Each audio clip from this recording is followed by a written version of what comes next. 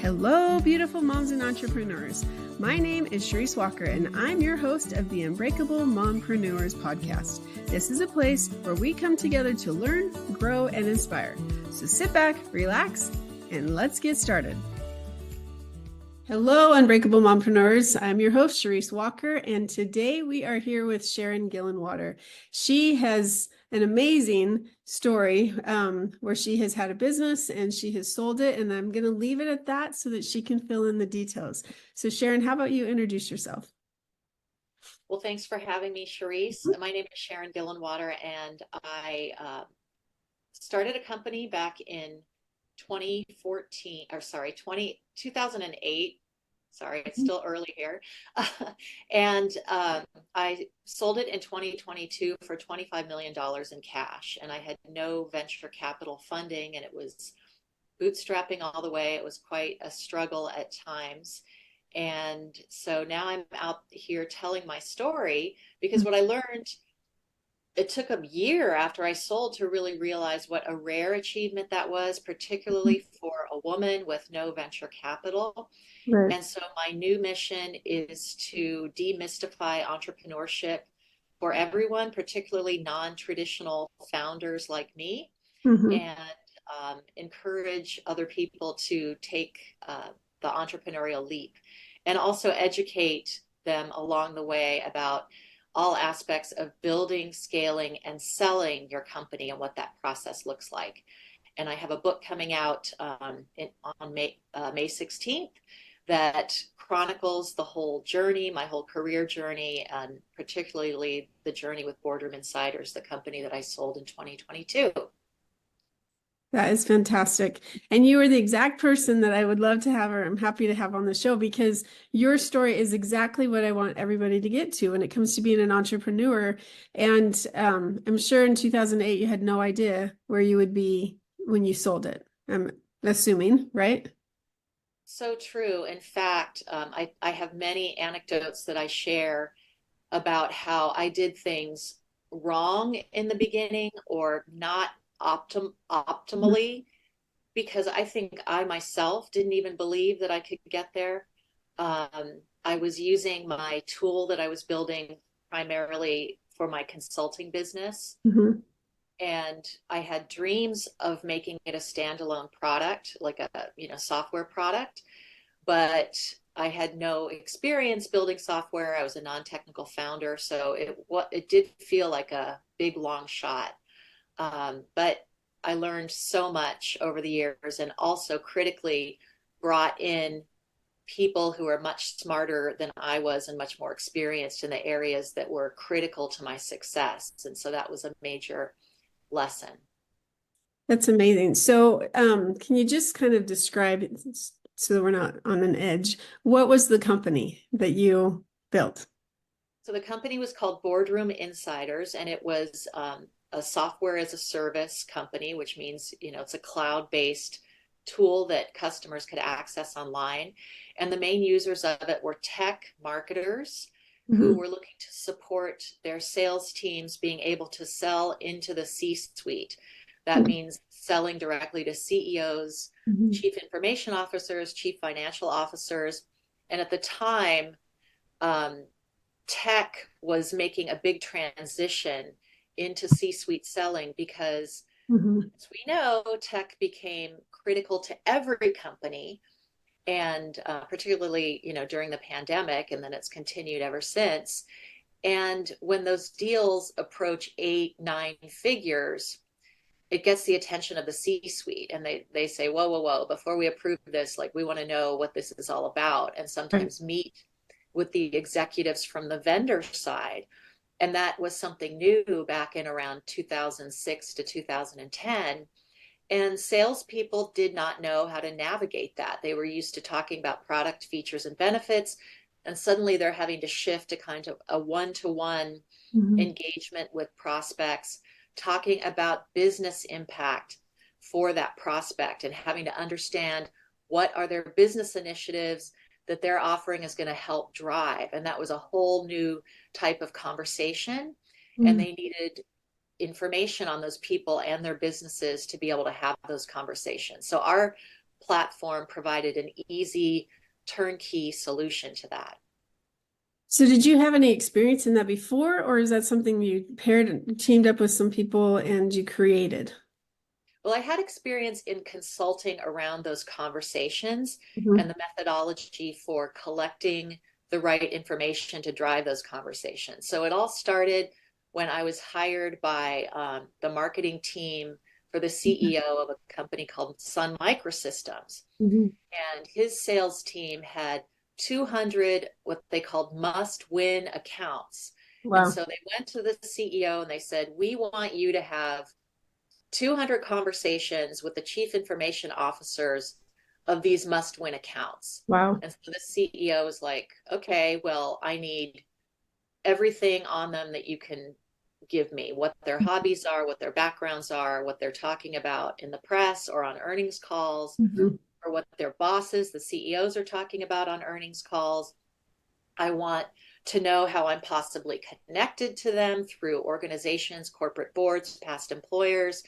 And so I built out a template that I tested with that team, and I did 200 profiles for him on Wow. those CIOs. Wow.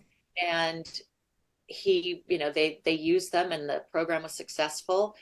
And then I thought, well, everyone in Silicon Valley is chasing these same folks. If I Mhm. put this into a database and keep these profiles updated, I can sell subscriptions or sell one-off profiles.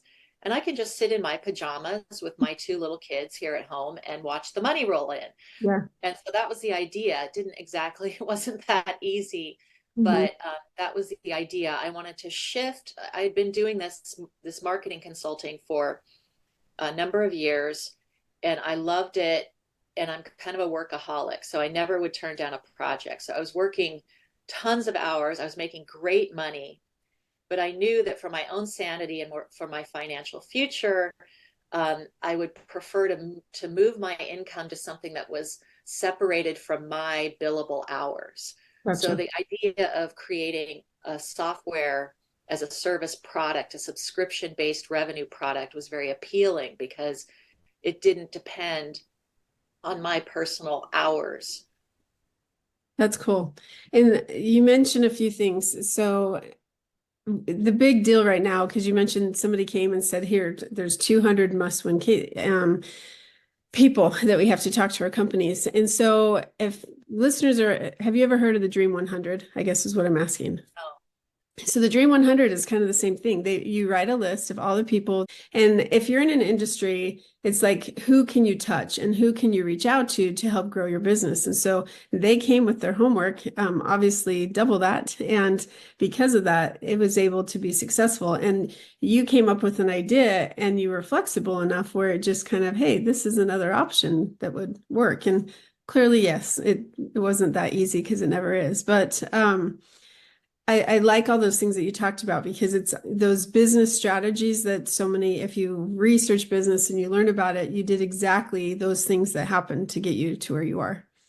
And so you mentioned that you have in your book a few mistakes that you wish you would have, or that you learned.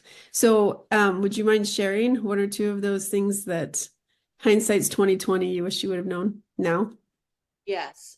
Well, there were mistakes I made early on and then some that I made later. The Mhm. early on ones when I was just getting started was, so I had this consulting business that was doing really, really well. And I I had subcontractors under me who I was training in my methodology because I had so much work I couldn't do it all myself.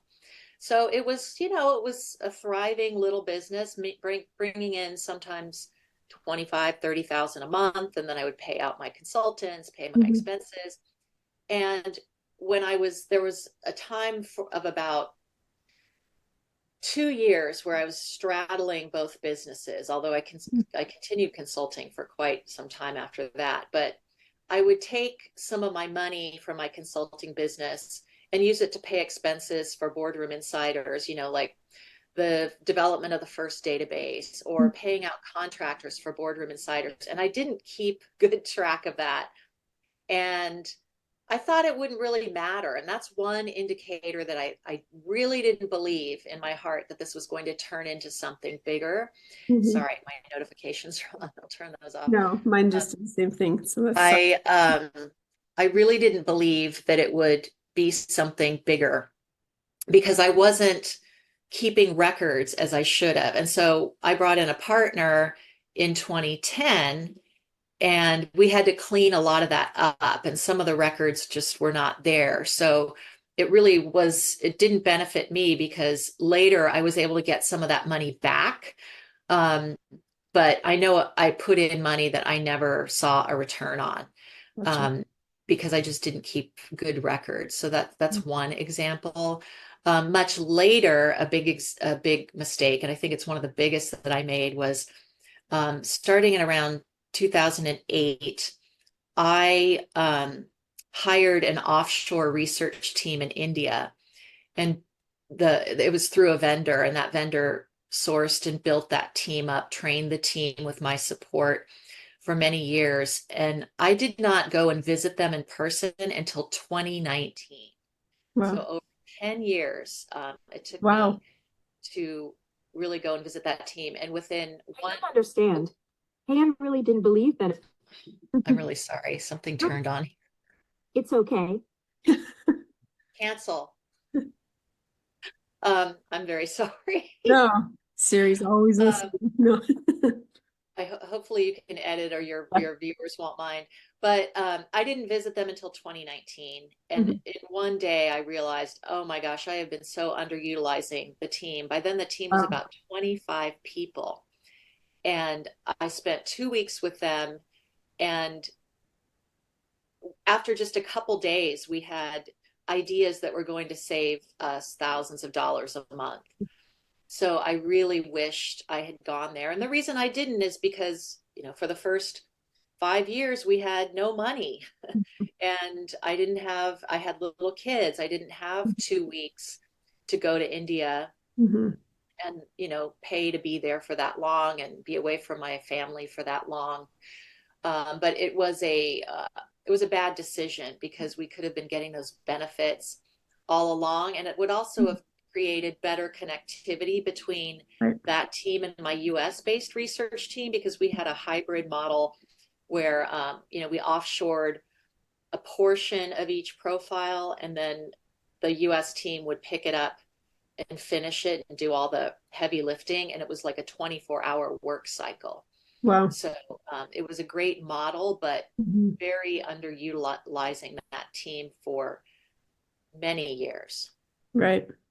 And that's the hard part too, is because you're in it. And if you could look at the 20,000, 30,000 foot, it's like, no, this makes sense. But when you're in it, it may, it totally makes sense. The reason why you didn't go is all the reasons that you gave. And yeah, make time, or it could have, but it's hard sometimes when you're in the nitty gritty. And that's, I think, something that as small companies starting out, the solopreneurs that are afraid to hire, if you just do and you bite the bullet and you get somebody who's good, and you start there, now you have two people working and you can accomplish more than two people's worth of time and energy and work. And so it's that trust factor. I was talking with somebody over the weekend and they said that their business is thriving, they're doing really well. And yet this person, like, they're both getting older. And so I said, so what's your plan? Are you going to start training people so that you can step out and just own it?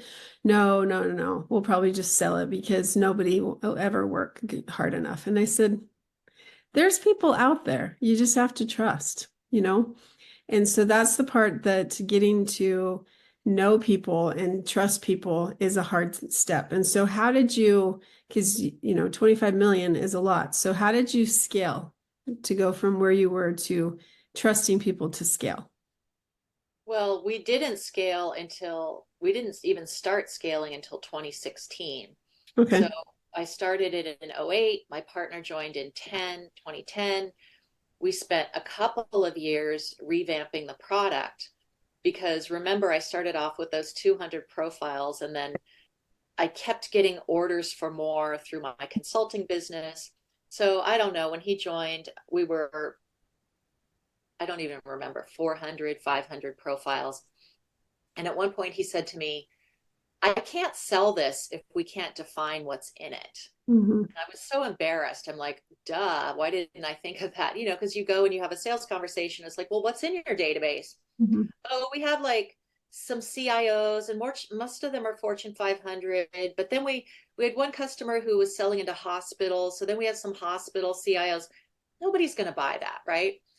So the first thing we did is we needed to quickly build out a data set. So we targeted the top 5 C-suite players in every Fortune 500 company. Oh, So to wow. do that, we needed to scale our editorial team. I did it all through contractors for the first 5 to 6 years. Mm-hmm. So we had contractors that I trained, and they were paid by the piece. Okay. And then, that kind of shakes out. You get rid of some because they're not very good, and then you have your core. So with this core set of contractors, 2 of those I ended up hiring full time eventually. Mm-hmm.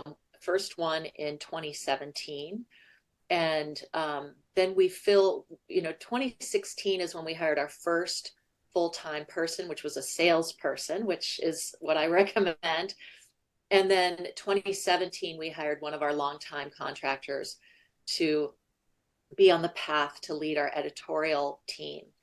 And then 2018, 2019, we kept building. And then 2020 was really good for our business, because if you think about what was going on in the Fortune 500 space, they were all freaking out. Like, are their suppliers solid? Are their customers solid? Are their partners solid? And so every CEO and C-level, instead of flying all day to a meeting, they were here on Zoom. And so that meant that they could go for a meeting with 1 or 2 customers to like 12 customers in a day. It's true. And so they needed insight on those C-suite customers, and they wanted to meet with their peers. Mm-hmm. How's your business going? Are you solid? Any way we can help? And have those really real conversations. So our business exploded in 2020. We doubled in size. So we continued to hire. And at some point we needed to fill in key functions like finance. But when you're a bootstrapper, you're like, you know what? We don't need a CFO. So we hired a fractional CFO, which is just, Mm-hmm. I can't recommend that enough, as long as you can find a good one, because they build you your professional financials, which is setting you up for the sale.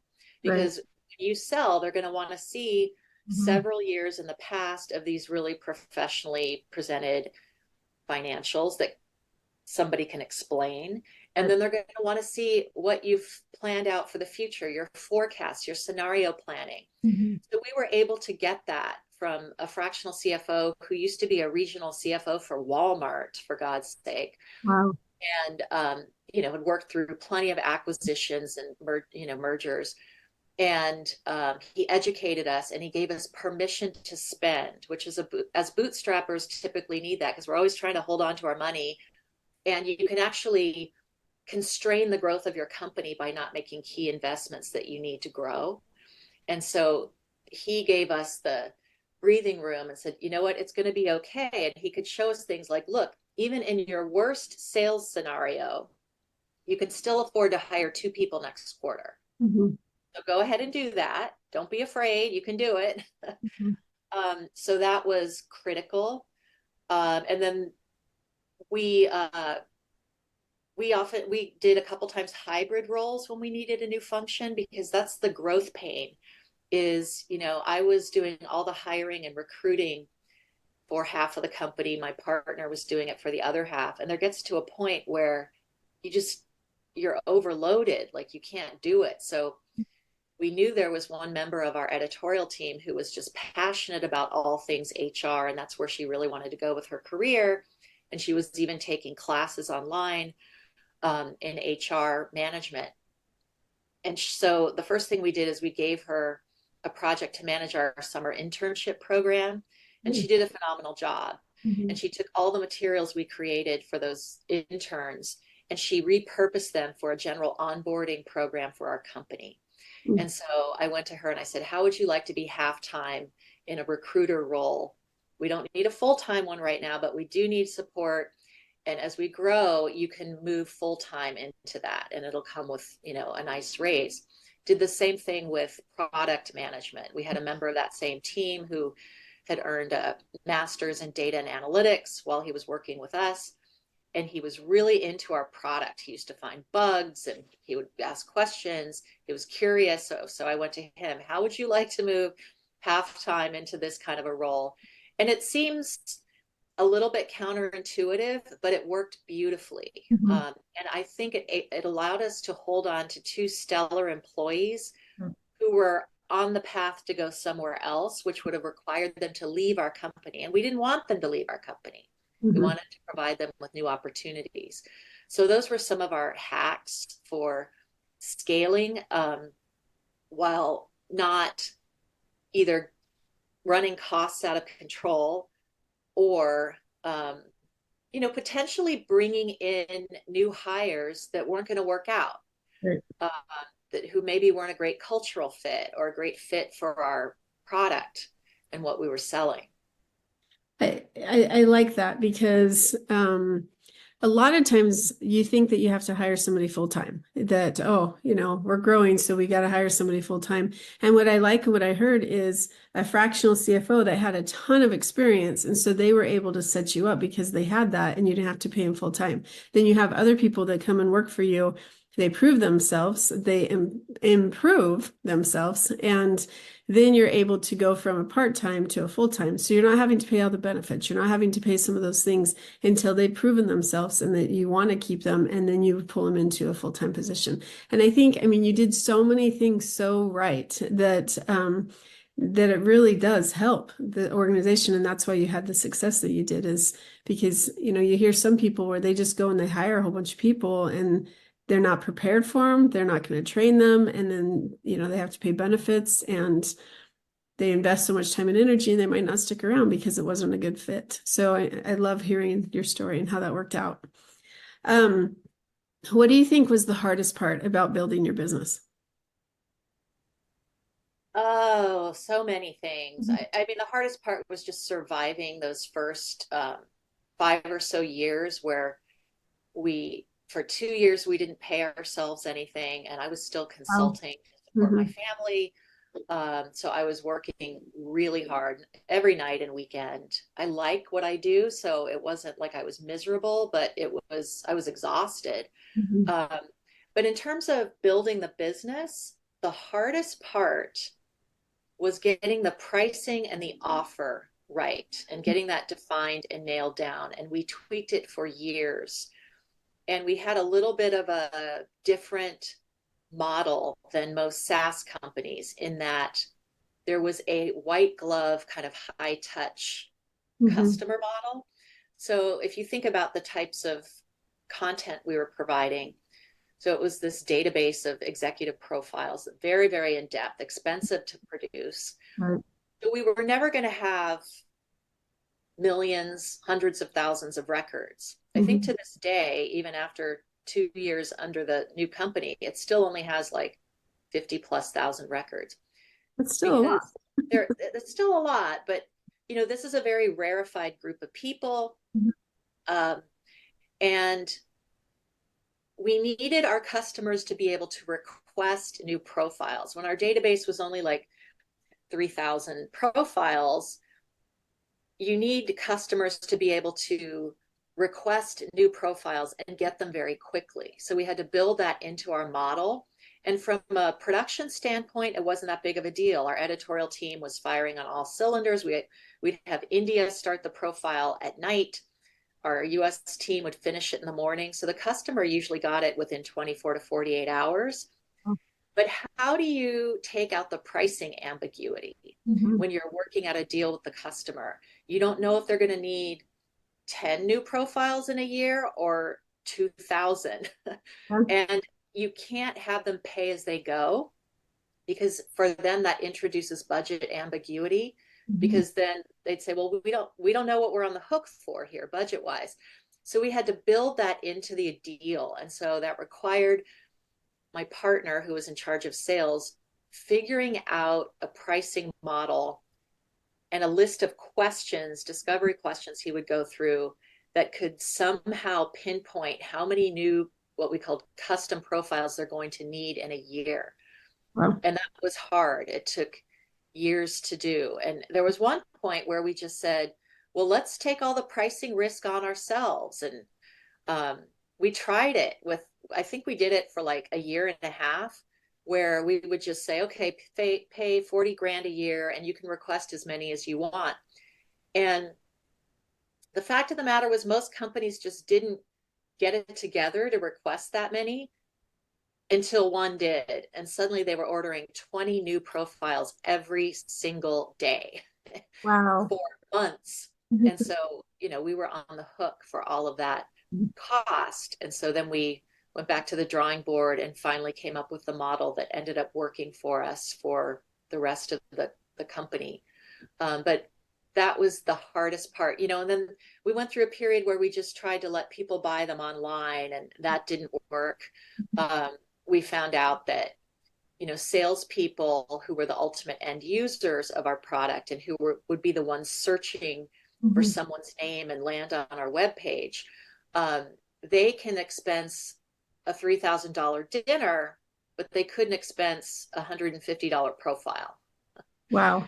And that was a key learning. Then it's like, okay, we have to go back to the drawing board, because the marketers with the budget, they're the ones with the budget, but they weren't the ones searching for the person's name. It was the salesperson. So typically what would happen is a salesperson would land on our page, and then they would send that information to the marketing team and say, hey, can we get a subscription to this product? And that would get the ball rolling. Okay. So you had a subscription model, and I think I've heard it's kind of the linchpin where you, like, that's the way that you start to build a true business, is by having a subscription. It's not the ones and twos off. It's somebody that you're relying on every single month to pay that. Is that correct? That's absolutely correct. And we did have, we did do quite a few custom projects, because what tech marketers do is, they want all these tools, but then they want you to tell them what to do with the information. They want a deck from you giving an overview of, like, here are your top 200 accounts, and here's what they care about and how they're all connected. And so we ended up doing a lot of custom work. And that was a red flag for my partner, because he knew that annual recurring revenue, also known as ARR, is the holy grail when you're trying to sell your company. Exactly. That's the only revenue they care about. You could have twice as much custom project Beautiful revenue, moms, remember, you are unbreakable. Keep illuminating the world with your strength, pursuing your dreams, and reveling in the splendor of motherhood. This is Sharon Walker, bidding you farewell for now. Stay tuned for more empowering conversations on the next episode of the Unbreakable Mompreneurs podcast. Until then, keep shining bright. Signing off with love, Sharon Walker. On a custom project, he'd be like, what are we doing? And we disagreed early on. And I would say, I am not turning down any money. If they're going to give me 20 grand to do this, I'm doing it. And I said, and that's going to also expose them to the power of the information that we provide. And it's also going to teach them how to use the information. So I did every single custom project that came across our door, and it helped us survive by, it helped us pay ourselves. And so we were both right. Yeah. He was right that we needed to move to ARR, and that the custom projects were probably distracting me by taking up too much of my time.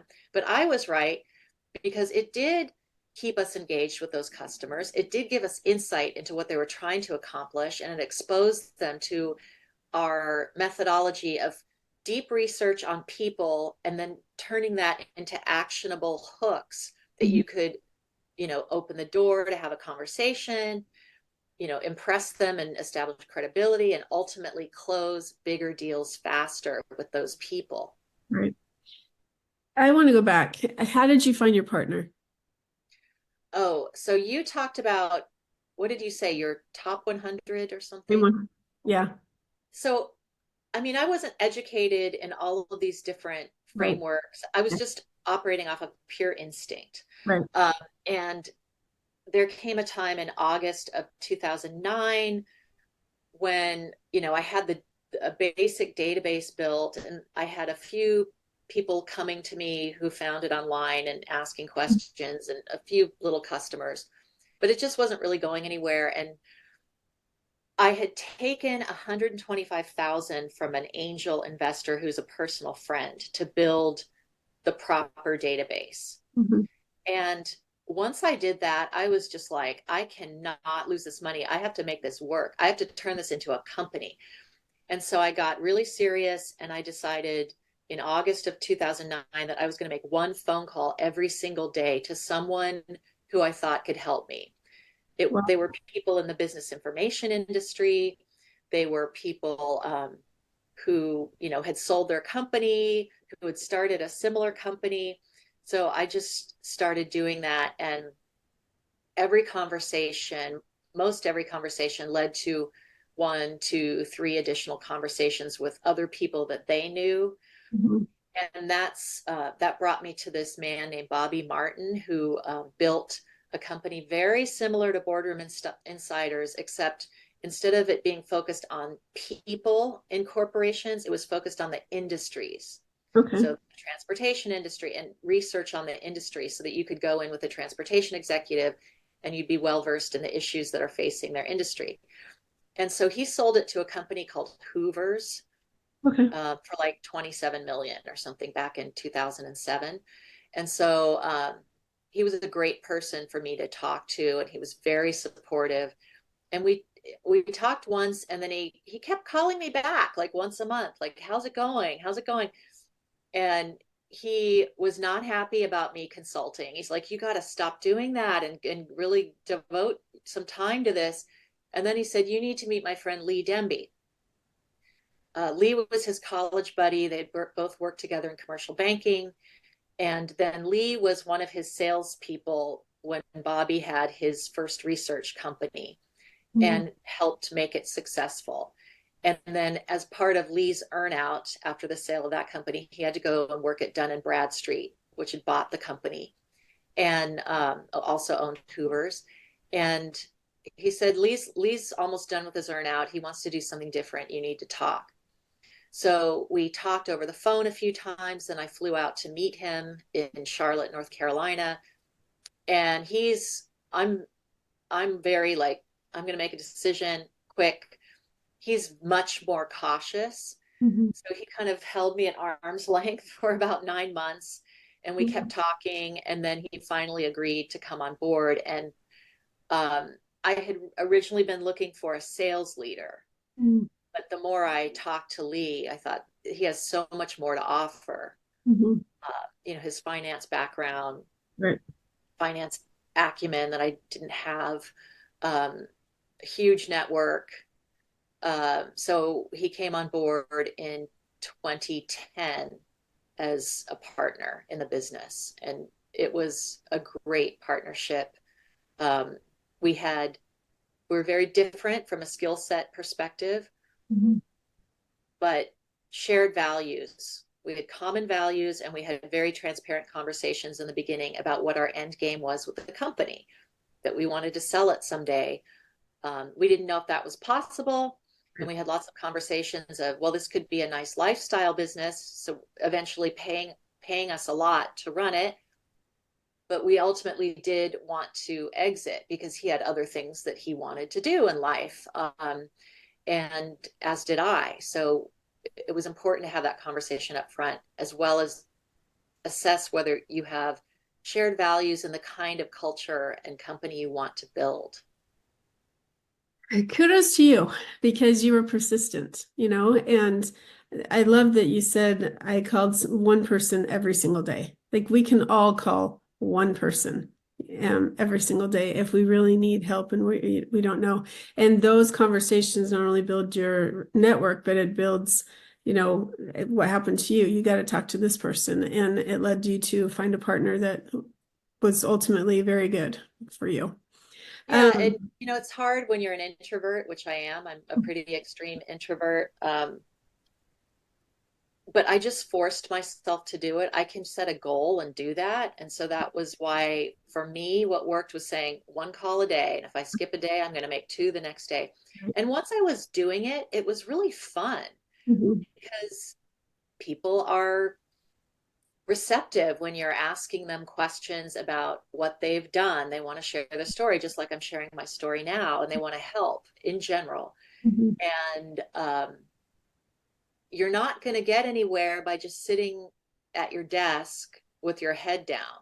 Yeah. I mean, you need some of that time too, but that's not going to help you get the word out and build a team and find, through those conversations, not only did I find a partner, I found an incredible vendor, the offshore research firm that actually made my business model work. My model was not working before that from a cost perspective, and they made it work. And we were their first customer, and I think the buyer of my company, I think they bought out that team. I mean, that's how Oh, good it was. A good wow. relationship is an awesome team.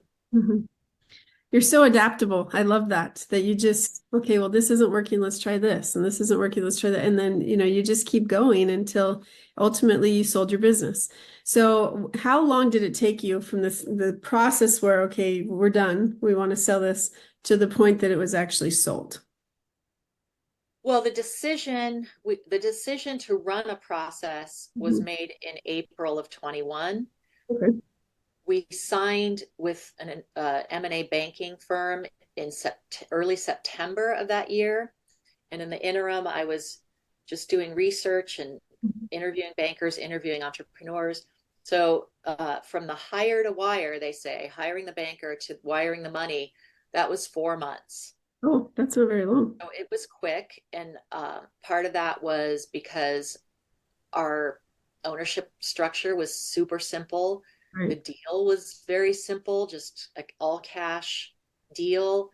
Um, they didn't want us to continue in the business, so there was no like negotiating of employment agreements or anything like that. So it was simple and quick, and we had all of our paperwork in order because my partner was such a stickler for that stuff. Like from day one, he's like, Sharon, where's your corporate book? Where's the shareholder agreement? And I'm not the paperwork person, but I needed to um, satisfy him because what he cared about was important to me. And, he had been through an exit before.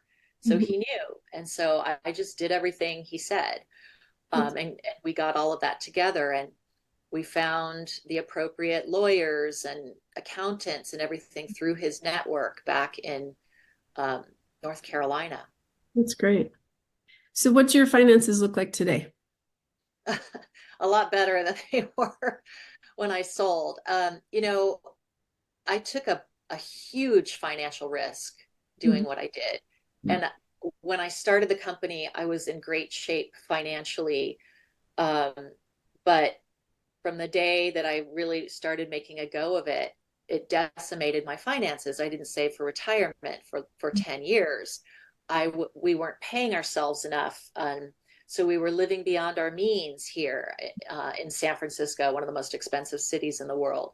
Mhm. Um, and in the year lead up to the deal, um, I mean, I had major repairs to do on my home. I had an elderly relative who was planning on moving in. So we were building an apartment in the basement and just spending a ton of money, took out a line of credit to cover that. In the two months at the very end, a lot of those bills were coming due. We had to put a lot of them on credit cards and borrow some cash from relatives. So, we had like some investments that were sitting there, but we didn't want to touch that. So I was not in good shape at all. The day that the deal closed, my husband immediately paid off $200,000 to credit cards and relatives. Then there was like a $400,000 line of credit that he paid off.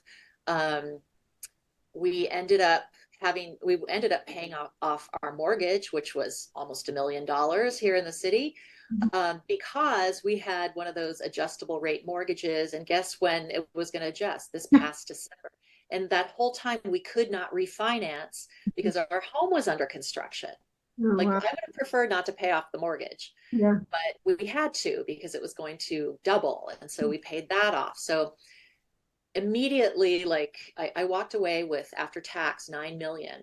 And immediately, like, 2.5 million went out the door in the first 2 years. But now, like, all that's done, and now we're in good shape. I mean, who can't live off of the investments from 6 million? It's pretty, you can live off of that. But the question is, what do I want to do? You know, you can't live off of that if you want to take some amazing vacations that you've always dreamed of, or if you want to help your kid with a down payment on a home, both your kids with stuff like that. So I'd like to make more money, and I love working. And so that's where I am now, is trying to figure out, what do I want to do next? And I've invested in some interesting things. Like, I put some money into a venture fund that supports deep tech companies that have at least one female founder. So I'm Nice. excited about that. And I don't know. I don't know how my investments are going to do, but you have to kind of assume a very reasonable rate of return so you can plan. But I don't want to,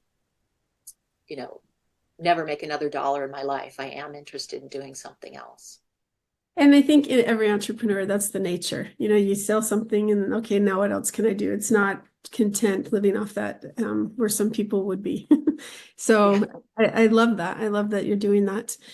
Okay, so the title of this podcast is Unbreakable Mompreneurs. So we've talked a lot about the entrepreneur part. As a mother, juggling being a mom through this process, what is some advice that you would give? Um, Two big things. First of all, you have to make sure that your partner, if you have one, is on board with what you're doing, your life partner, your husband, your wife, your spouse, your, whatever.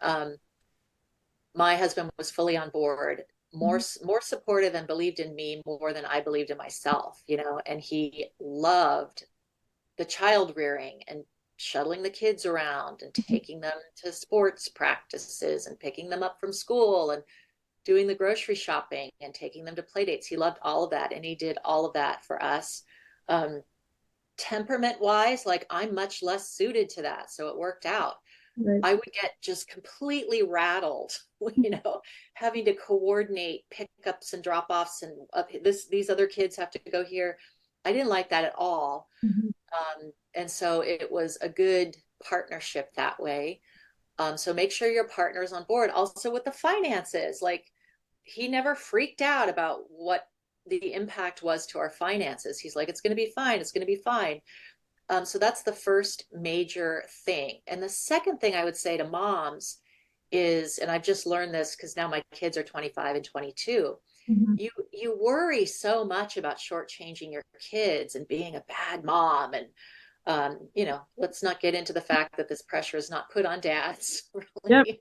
But Yep. you do worry about that and internalize. And I was always around because my work was primarily out of my house, but I always had my head down in a device, in a laptop. I worked nights and weekends. I was obsessed with my business and talked about it nonstop. All I was interested in, and I was boring everybody to death. And then my kids grew up, and I hear them talking about me to their friends. Oh, my mom does this, and yeah, my mom. They're proud of me. They're proud of me, and they also have tremendous business acumen. Over the years, I would enlist them to do work for my company when we had these custom projects, and we have a deadline. I'd make them do stuff on the weekends, and I'd pay them to do it. And I was astonished at their skill level with analyzing earnings call transcripts, for example. It took me until I was in my 40s to even know what that was, much less read them and be able to pull out what's important. And they can just do it like, it's in the water for them, which it was, because that's all I was ever talking about at home. And so it's given them something in terms of skill and acumen. And also, I never hear them talk to their friends about like, oh, my mom was never around. No, it's like, oh, my mom was doing this really cool thing. Yeah. And so what I say to working moms is like, you are modeling something for your kids. And, they would also see how I would talk about my employees who I adored. And I wasn't bitching about people. I was like, oh, I love this person. They do such a good job. And so you're modeling something that they're going to take away for the rest of their lives. And actually, my mother did that for me. I didn't even really realize it was happening. But that is a gift and it's valuable. And so, yeah, you may not be the one making the snacks or taking them everywhere, but you're giving them something else that is valuable to them and will help them in their careers and their life. I love that because I have 6 kids, right? And Oh so my goodness. I know, I know. And I am trying to juggle everything, but for the first several years, because I was divorced, and that's what kind of prompted this is I want women to feel empowered. They don't have to rely on a husband because I was that breadwinner in the first marriage. And so I didn't get to go take them to school and do that stuff because the ex would not work. And so it was hard for me. I had that mom guilt, but the second marriage, I've had the opportunity to be working from home, right? And so I can be there if I need to, but my husband, that is the biggest thing is support. Both of my ex as well as my current, they were very supportive, but for different reasons. Like this one, he just didn't want to work. So of course he's going to support me, whatever you want to do, right? But my current husband, like my biggest cheerleader and my children as well, because what kid doesn't want their parents to be successful? They just like you're proud of your children for what they've accomplished, they're proud of you and they want that. And I think that once I realized that, it was a huge eye opener for me because you're like, Mom, you can do it, you can do it. And then I'm motivated to show them that yes, you can accomplish anything you set your mind to. And so I love that advice because there is a lot of mom guilt that's put on by society, especially stay-at-home moms who have not worked at all. And they only have to focus on making sure that their house is completely clean and their kids are perfectly dressed and their hair is perfectly done.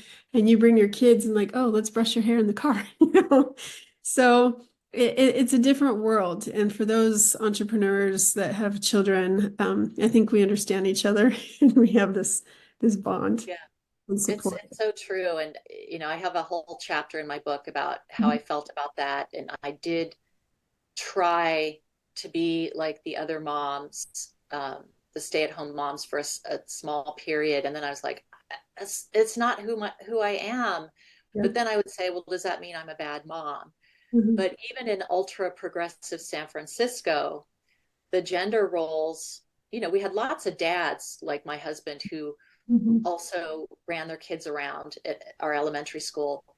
But the comments were very illuminating in terms of how people really felt. Like some people thought my husband was a single dad because they never Oh, saw him.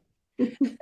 Or, he would, one day he took the kids to somebody's big yard sale they were having and they were like, where's Sharon? And he said, oh, she went with her girlfriend for a spa day. And the mom said, that must be nice. So people Yes. reveal themselves, or, I didn't know something about this. There was some big controversy in the city about soccer fields. Mhm. And I was on my way to dinner with some friends and the other mom was talking about it and I'm like, what's this about? And she's like, how can you be a parent in a city and not be aware? And I was just like, who gives a I'm just Yeah. like, Yeah. so it was that happened a lot. And you just have to acquire the confidence and the peace of mind in Mhm. your own body. It's like, I know who I am. Right. I'm a good mom. Yes. I'm doing my job with my kids, Mhm. but this is who I am and this is what I want to do. And that they're fine. That doesn't mean they're any lesser either. It's just that's not who I am. And I can't be like that because that's not what makes me excited and happy. Right. Uh, And so some people would come back and say, well, that's just selfish. If you're going to bring children into this world, then you should be willing to sacrifice everything. And I think that, once I was able to turn that off and realize that I am who I am, I need to be authentic to myself, because if I'm not going to be authentic and healthy for my children. And so once I was able to come to terms with that emotionally, I just, that starts to bring in the waterworks. But I called them the mean girls. I don't talk about them enough. And I'm writing a book as well. It's coming out in a few weeks. And I had a whole chapter that talked about the mean girls. And I realized that if any of them read this, they know I'm talking about them. And I don't want that, because I've been healed. Like, I'm healed from that. I'm not the victim of that circumstance, but it's very interesting because these women, I just think that they're naive, that they're really clueless. Like, here's their world and here's our world, because we live in the home, but we also live in a different environment. And I think the best thing that ever happened was I had a neighbor. She's a saint. But I hired her part-time because she wanted a job that when her kids were home and her husband was home, she could just get out for a couple hours and she could make her own money and socialize. So I hired her to do some things, and I was the director of the school. And so I came, like, there was this really long hallway, super long, where the administrative was to where the classrooms were. And I'm like jumping down, coming down the hall, talking and stuff. And she's like, Sharice? And I said, yeah. She goes, you're so happy. And I called her by name and I said, this is who I really am. Because that environment was so toxic, the neighborhood that I lived in was so toxic, I would go into a shell at that point. So it's fun for her to be able to see the true me versus this, I want to say tortured, because it was so bad. That environment was so toxic, and we moved because of it. But that's the part that I think people need to just, it's okay to be who you are, and you don't have to worry about what anybody else thinks, as long as you're happy with the person looking in the mirror.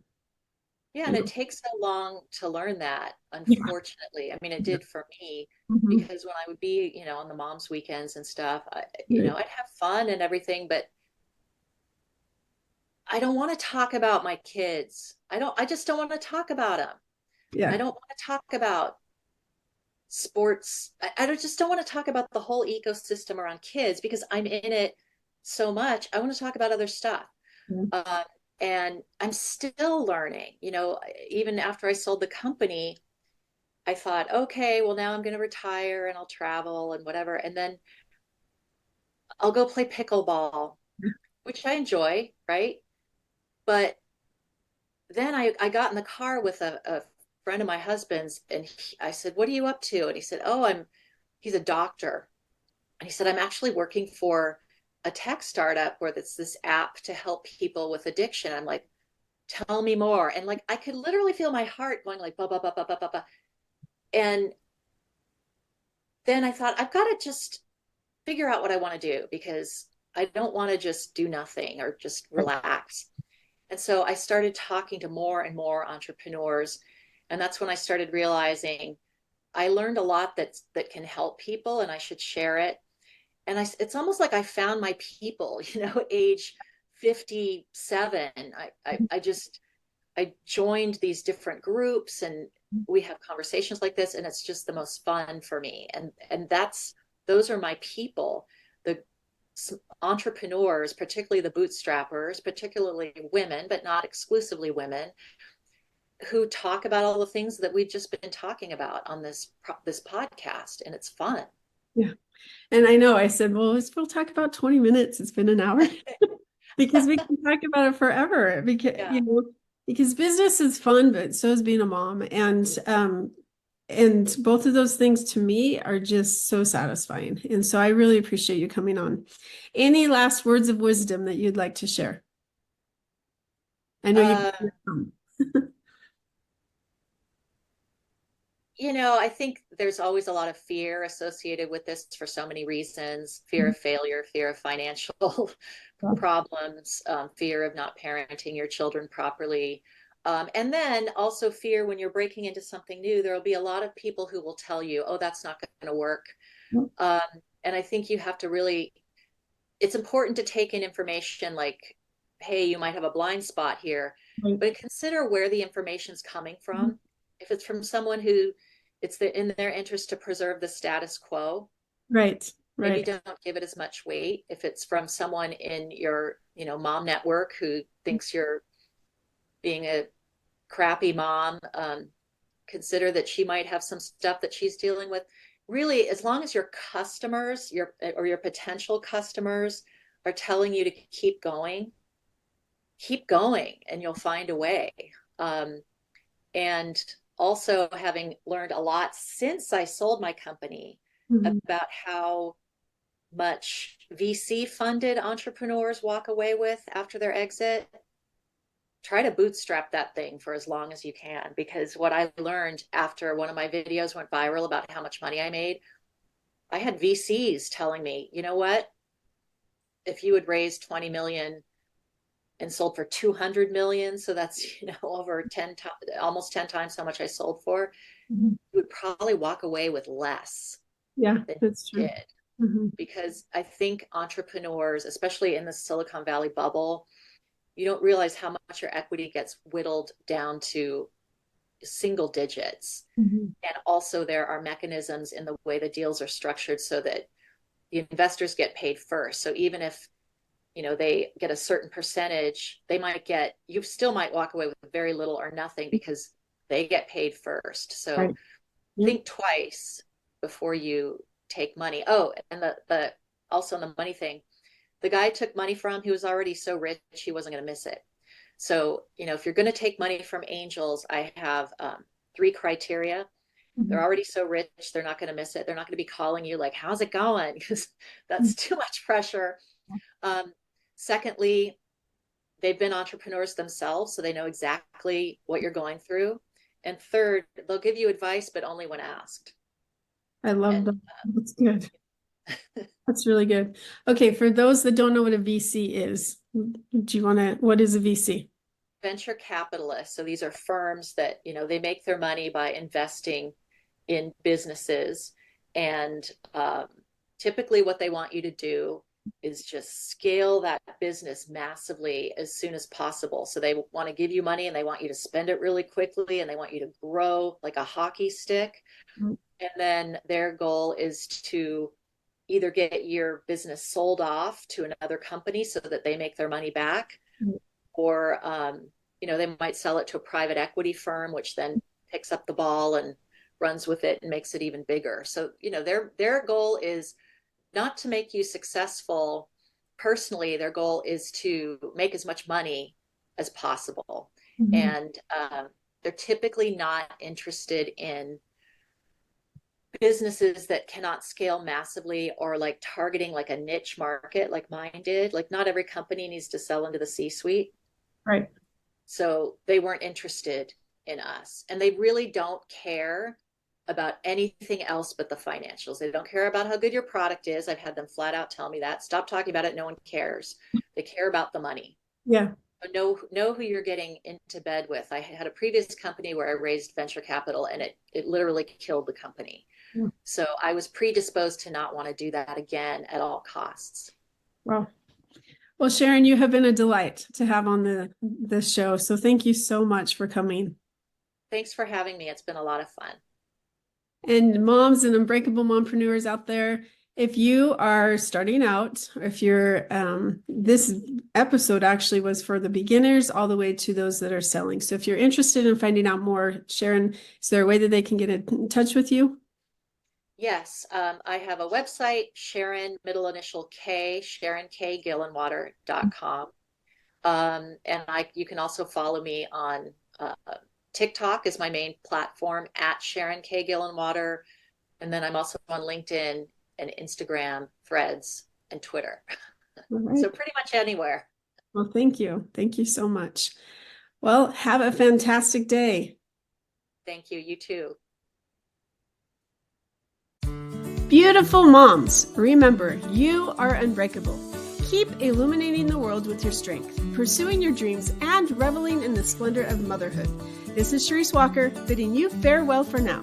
Stay tuned for more empowering conversations on the next episode of the Unbreakable Mompreneurs podcast. Until then, keep shining bright. Signing off with love, Charisse Walker.